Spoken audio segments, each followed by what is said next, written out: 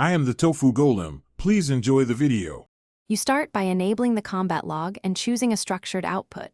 This gives you reliable data to parse. Once done, set retention and file format.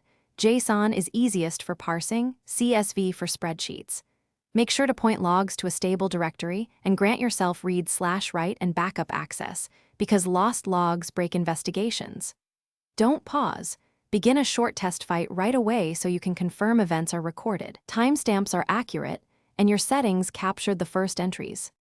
You load the recorded file into your parser or run a quick script to extract event lines and normalize timestamps.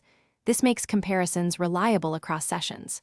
Next, filter by player ID, weapon type, zone, and damage thresholds to reduce noise.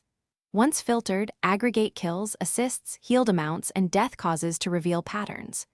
Make sure to correlate sequences, like pre-attack movements and server latency, to understand why an outcome happened, not just what happened, so you can act on accurate insights. You now use the analyzed information to take action, enforce bans, tune weapon damage, adjust spawn zones, or patch exploits.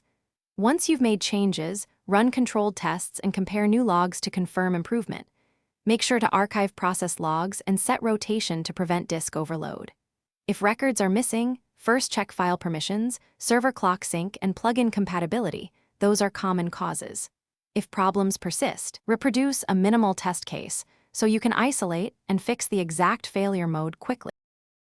Thanks for watching. Consider subscribing if we helped you today.